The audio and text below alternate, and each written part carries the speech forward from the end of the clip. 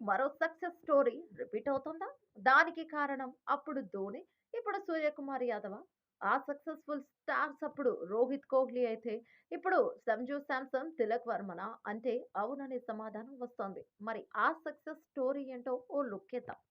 ఒకప్పుడు కోహ్లీకి బ్యాటింగ్ ఆర్డర్‌లో సరైన ప్లేస్ అంటూ ఉండేది కాదు. ఒకసారి ఫస్ట్ డౌన్‌లో దిగితే కొన్నిసార్లు సెకండ్, థర్డ్, ఫోర్త్ ఇలా ఎక్కడో ఒక చోట వచ్చేవాడు. అయితే తనలోని టాలెంట్‌ను పసిగట్టిన అప్పటి కెప్టెన్ ధోని కోహ్లీని ఫస్ట్ డౌన్‌కు ప్రమోట్ చేశాడు. అంతే విరాట స్వరూపుడైపోయాడు. తనకు సరైన బ్యాటింగ్ ఆర్డర్ దొరికేసరికి రెచ్చిపోయాడు. ప్రపంచంలోనే మేటి ఆటగాళ్లలో ఒకడుగా మారిపోయాడు. సరిగ్గా రోహిత్‌ది అదే పరిస్థితే. సరైన బ్యాటింగ్ ఆర్డర్ లేక సతమతమవుతూ ఉండేవాడు. ఇతని కూడా ధోనినే సెట్ చేశాడు. హీట్ మ్యాన్ లోని స్పార్క్ ను పసిగట్టిన కెప్టెన్ ధోని ఏకంగా ఓపెనర్ ను చేసేశాడు. అంతే దాని సద్వినియోగం చేసుకున్న రోహిత్ శర్మ ఓపెనర్ గా చెలరేగిపోయాడు. దీంతో ఆ రోజు నుంచి తనకు తిరుగు లేకుండా పోయింది. ఇప్పుడు టీ20 వరల్డ్ కప్ కూడా గెలిచి ప్రపంచంలోనే గొప్ప కెప్టెన్లలో ఒకడిగా తన పేరును లెక్కించుకున్నాడు.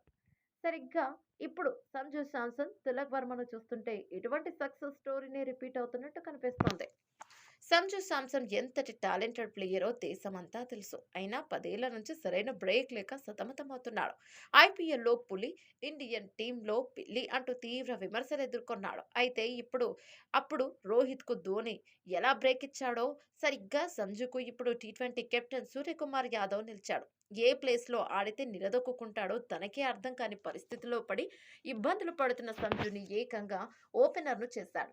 అంతే సంజు కూడా తానేంటో నిరూపించుకున్నాడు. కేవలం నెల రోజుల్లోనే ఏకంగా 3 సెంచరీలు చేస్తే టీ20లో రికార్డు సృష్టించాడు. సూర్య పెట్టుకున్న నమ్మకాన్ని నిలబెట్టుకున్నాడు. అలాగే తిలక్ వర్మ కథ కూడా కోహ్లీ, ధోని స్టోరీని గుర్తు చేస్తోంది. ఎక్కడో ఫినిషర్ గానో లేదా థర్డ్, ఫోర్త్ లో వచ్చే తిలక్ వర్మను ఫస్ట్ డౌన్ లో పంపించి తన నిర్ణయం సరైందని సూర్య నిరూపించుకున్నాడు. ఫస్ట్ డౌన్ వచ్చిన తొలి టీ20లోనే సెంచరీ చేశాడు. చేయడమే కాదు టీమిండియాను గెలిపించాడు. రెండో మ్యాచ్‌లోనూ ఫస్ట్ డౌన్‌లో దిగి మరో సెంచరీ చేసి తన బ్యాటింగ్ గాలివాటం కాదని నిరూపించుకున్నాడు. కోహ్లీ లాగానే అవసరమైనప్పుడు బౌలింగ్ కూడా చేయగలడు తిలక్ వర్మ.